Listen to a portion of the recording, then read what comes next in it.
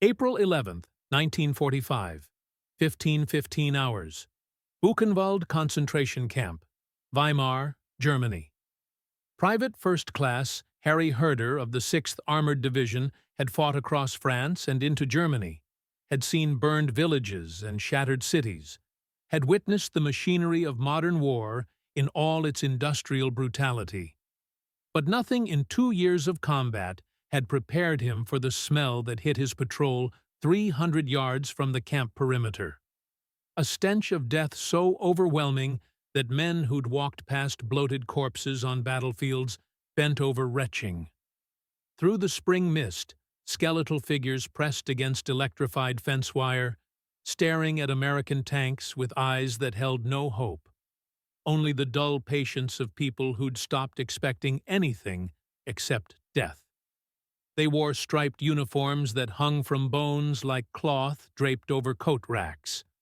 Some were too weak to stand and watched from where they'd collapsed in the mud. Herder's squad leader, Sergeant Michael Kahn, raised his binoculars and went absolutely still. When he lowered them, his hands were shaking. "Jesus Christ," he whispered, "they're still alive." For the 21,000 prisoners still breathing behind Buchenwald's wire, and tens of thousands more in camps across collapsing Germany, liberation by American forces came not as expected rescue, but as incomprehensible miracle. They had stopped believing in salvation. They had stopped believing in anything except the next day's survival and the mercy of death.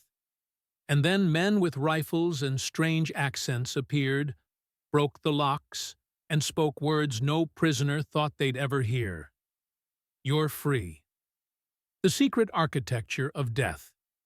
The Nazi concentration camp system had existed in Germany since 1933, expanding across 12 years into an industrial mechanism for processing human beings toward destruction. By April 1945, as American forces drove east through fragmenting German resistance, approximately 700,000 prisoners remained alive in camps throughout the territories the Third Reich had once controlled. The mathematics of the camp system defied human comprehension. Total concentration camps in Nazi system. Over 1,000 main camps and subcamps. Prisoners in camps at peak, 1944. Approximately 715,000. Prisoners liberated by American forces, approximately 250,000. Dead on liberation, estimated 20,000, 30,000 in camps Americans reached. Average prisoner weight at Buchenwald liberation, 75 or 85 pounds for adult males. Daily caloric intake in final months, 700, 900 calories. Disease mortality rate in final weeks, approximately 300, 500 deaths per day at major camps. American military intelligence had received reports about camps. Classified documents mentioned detention facilities, forced labor sites, prisoner deaths. But intelligence reports conveyed information without comprehension. They described facts without capturing the systematic destruction of humanity that facts alone could not communicate. The camps existed in a landscape of willful blindness. German civilians in nearby towns claimed ignorance despite smoke from crematoria visible for miles, despite thousands of prisoners marching through streets, despite the smell that permeated everything downwind. The camps were secrets everyone knew, but no one acknowledged. The approach through hell. As American forces advanced through Bavaria and Thuringia in early April 1945, forward units began encountering evidence of something beyond military installations or industrial sites. Refugees whispered about camps where people went in but didn't come out. Reconnaissance flights photographed compounds with suspicious layouts. Long barracks, guard towers, facilities whose purpose wasn't immediately clear from aerial photos. The 4th Armored Division approaching Ohrdruf on April 4th encountered their first direct evidence.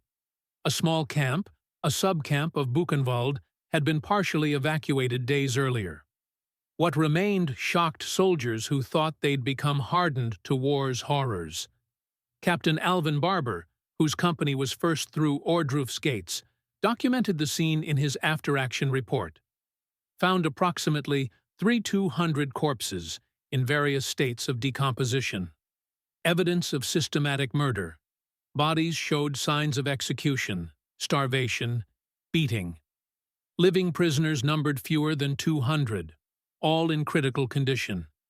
Several died during our initial hours on site, despite immediate medical intervention. Recommend urgent headquarters notification of findings that exceed standard war crimes parameters.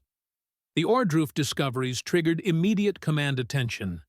General Dwight Eisenhower, Supreme Allied Commander, visited the camp on April 12th with Generals Omar Bradley and George Patton.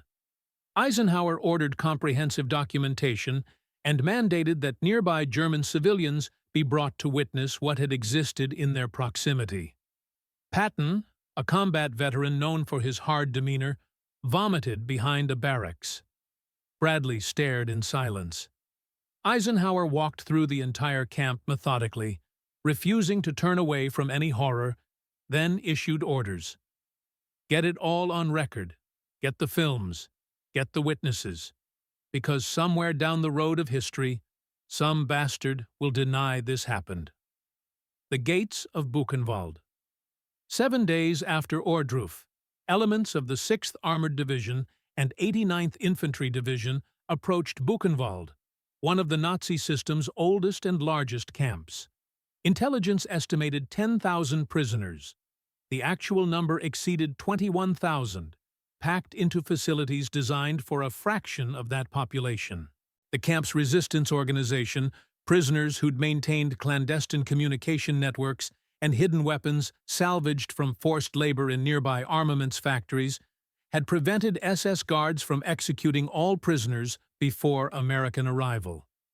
As guards fled on April 11th, resistance members seized control of watchtowers and prevented the final massacre that SS standing orders had mandated. When American tanks reached the perimeter that afternoon, they found prisoners controlling the camp but unable to escape. The electrified fences still carried current. The gates remained locked, and prisoners were too weak to break free even with guards gone. Lieutenant Edward Tenenbaum, a German-speaking intelligence officer, approached the main gate cautiously, uncertain whether armed prisoners represented threat or victims. Through the wire, thousands of faces stared at American uniforms with expressions Tenenbaum struggled to interpret. Not joy, not relief, but something closer to disbelief. I called out in German that we were American Army, that they were safe, that we were opening the camp, Tenenbaum recalled decades later. There was no reaction, complete silence. I think they thought they were hallucinating, that starvation had finally broken their minds. When tanks broke the locks and the gates swung open, people just stood there. They'd stopped believing in open gates. The first hours of freedom. The initial hours after liberation created chaos that threatened to kill prisoners who'd survived years of systematic destruction. Men who could barely stand tried to walk through gates. Those who'd been starved to skeletal condition attempted to eat whatever they could find. Some prisoners attacked German guards who'd been captured by advancing American forces, while others simply collapsed once the tension of survival broke. American personnel responding to Buchenwald faced medical and humanitarian challenges that exceeded any training or experience. Combat medics trained to treat bullet wounds and shrapnel injuries confronted thousands of patients dying from starvation, typhus, tuberculosis, dysentery, and diseases that resulted from years of malnutrition and unsanitary conditions. Staff Sergeant Marcus Klein, a medic with the 89th Infantry Division, described the medical triage. We had maybe 30 medics for 21,000 prisoners. Thousands needed immediate hospitalization. We had to decide who might survive treatment and who was too far gone. I was 22 years old, making life and death decisions every 5 minutes. Some men I gave water to died while drinking it. Their systems were too damaged to process even basic hydration. The challenge of feeding starved prisoners proved immediately lethal. Well-meaning soldiers shared their rations, not understanding that stomachs shrunken by months of starvation couldn't process normal food quantities. Rich American military rations, canned meat, chocolate, dense crackers, killed prisoners whose digestive systems had adapted to near-starvation rations. After dozens died from refeeding syndrome in Buchenwald's first hours of liberation, medical officers established strict protocols. Nothing but thin soup and small bread portions for the first days, with quantities increasing slowly as digestive systems recovered. The discipline of denying food to starving people strained every instinct of soldiers who wanted to help. The prisoners' disbelief. For prisoners who'd survived months or years expecting nothing except continued suffering, terminated by death, liberation created psychological disorientation as profound as physical rescue. The sudden arrival of American forces, the opening of gates, the provision of food and medical care, all contradicted the reality they'd internalized as permanent and inescapable. The psychological adaptation required by liberation manifested in various ways. Some prisoners wept uncontrollably. Others remained silent, unable to process the transformation. Many refused to believe freedom was real for days after liberation, fearing it was elaborate deception that would end in renewed imprisonment or execution. Israel Gutmann, a Jewish prisoner who'd survived Buchenwald since transfer from Auschwitz, described his initial response to American arrival. "When I saw soldiers in different uniforms cutting the wire, my first thought was that these were new guards with new methods of torment. We'd learned that hope was dangerous. It made suffering worse. When an American medic touched my shoulder gently and called me sir, I didn't understand. Guards didn't call us sir. Guards didn't touch us gently. I thought my mind had finally broken." The cultural gaps between American liberators and international prisoner populations created communication challenges that sometimes overshadowed immediate rescue. Prisoners spoke dozens of languages: Polish, Russian, French, Hungarian, Yiddish, German, Czech. American personnel spoke mostly English with some German. Simple questions about names, nationalities, or medical needs required elaborate interpretation chains. The diversity of prisoner populations shocked American personnel, who'd anticipated finding primarily German political prisoners. Buchenwald held resistance fighters from France, Soviet POWs, Polish intellectuals, Hungarian Jews, Czech partisans, Romani people, Jehovah's Witnesses, homosexuals, common criminals, and dozens of other groups swept up by Nazi persecution machinery. The work of mercy. In the days following liberation, American forces transformed from combat units into humanitarian organizations with no preparation for the role. Combat soldiers became nurses, cooks, administrators, and counselors.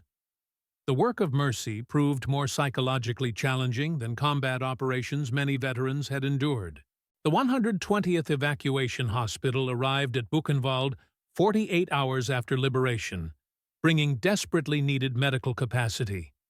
Even with trained personnel and proper supplies, mortality remained staggering. Approximately 1,000 prisoners died in the first week after liberation, despite intensive care. Their bodies too damaged to recover even when food, medicine, and compassion became available. Captain Benjamin Ference, a war crimes investigator who arrived days after liberation, documented the medical challenges. "We had penicillin, sulfa drugs, plasma, whole blood, the best medical resources in the world. But you can't reverse years of starvation and disease in days or weeks. We saved thousands, but we lost hundreds who were beyond saving when we arrived. Every death felt like failure, even though we knew it wasn't. The systematic provision of care to surviving prisoners required organizational capabilities that demonstrated American logistical strengths. Within a week, Buchenwald had functioning mess facilities serving appropriate nutrition to recovering prisoners, hospital wards treating the sickest patients, delousing stations preventing disease spread, and administrative offices processing names and nationalities for eventual repatriation.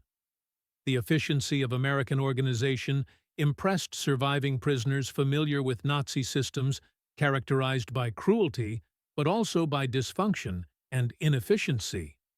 American personnel demonstrated that humanitarian care could be systematically delivered, that mercy could be organized as efficiently as violence had been. The confrontation with evil.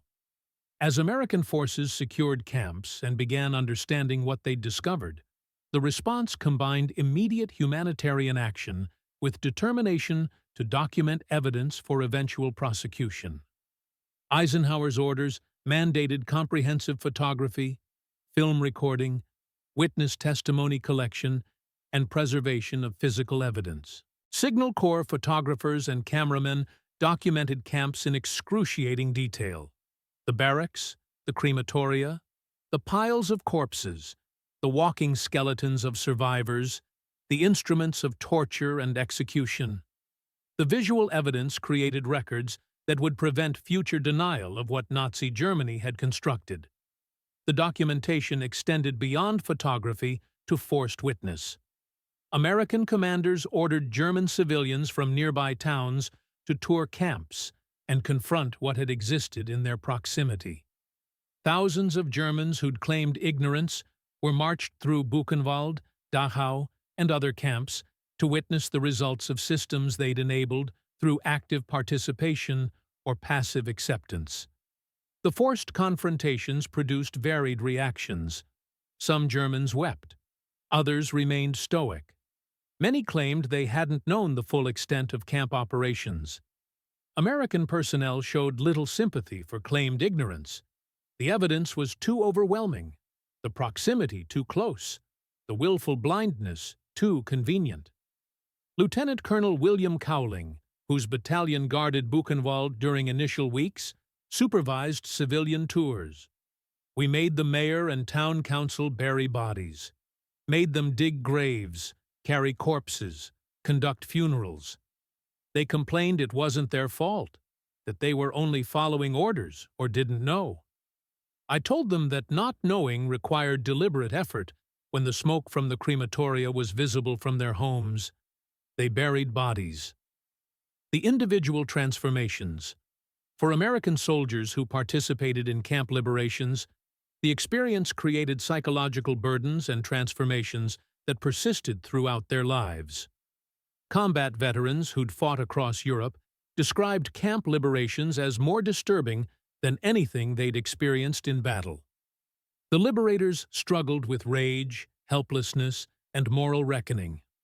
Rage at perpetrators of systematic atrocity. Helplessness at being unable to save everyone despite their best efforts.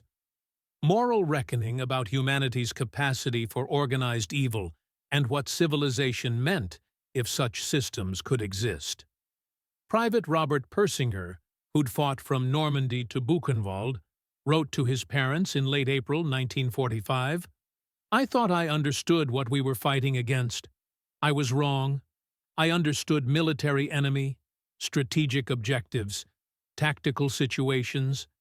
I didn't understand evil until I walked through that camp. Now I know exactly why this war mattered and why we could never have accepted anything except unconditional surrender. Some things can't be negotiated with." The liberators also discovered unexpected reserves of compassion within themselves. Soldiers hardened by combat found themselves crying over prisoners they couldn't save, sharing personal supplies with strangers, staying up through nights sitting with dying men who just needed someone present in their final hours. Staff Sergeant James Murphy described his transformation. "Before Buchenwald, I was a soldier following orders and trying to survive. After Buchenwald, I understood I was part of something bigger, that we were fighting for basic human dignity against systems designed to destroy it. Every prisoner we saved justified the entire war. Every one we lost drove me to ensure this could never happen again. The long recovery. The immediate liberation was only the beginning of recovery processes that would take months or years for survivors whose bodies and minds bore wounds that medical treatment alone couldn't heal. The physical rehabilitation from starvation and disease proved challenging but achievable. The psychological recovery from systematic dehumanization took lifetimes. Displaced persons camps established by Allied authorities became temporary homes for tens of thousands of survivors who had no families or homes to return to. Jewish survivors particularly faced grim reality. Their communities had been destroyed, their families murdered, their home nations often still hostile to Jewish presence. American personnel staffing DP camps continued the humanitarian work that began with Liberation. They provided not just food and shelter, but also assistance with family searches, emigration paperwork, vocational training, and psychological support. The commitment extended beyond military necessity into moral obligation. The survivors themselves exhibited extraordinary resilience. People who'd endured years of systematic destruction found strength to rebuild lives from nothing. They learned new languages, acquired new skills, built new families, and created futures that concentration camps had tried to make impossible. The moral reckoning. The liberation of concentration camps forced American forces and American society to confront uncomfortable questions about knowledge, action, and moral responsibility. When had Allied intelligence known about camps? Could liberation have come sooner? Had military priorities delayed rescue of people dying while battles over strategic objectives continued? The questions had no satisfying answers. Allied intelligence had received reports about camps throughout the war, but had struggled to verify information or understand the systematic nature of Nazi genocide. Military strategy had prioritized defeating German armed forces rather than rushing to specific locations. The decision calculus that balanced military objectives against humanitarian rescue remained morally complex decades later. What remained clear was that when American forces reached camps, they responded with immediate and comprehensive humanitarian action, despite having no advance preparation, inadequate resources, and ongoing combat operations requiring their primary attention. The response wasn't perfect, but it was wholehearted. General Eisenhower's insistence on documentation and witness reflected understanding that liberation created moral obligation beyond immediate rescue. The world needed to see what had existed, needed undeniable evidence that would prevent future denial or minimization of Nazi crimes. The photographs, films, and testimonies collected during liberation became foundational evidence at Nuremberg trials and subsequent war crimes prosecutions. They educated generations about Holocaust realities and served as warning about where ideology unchecked by moral restraint could lead. The Final Testament.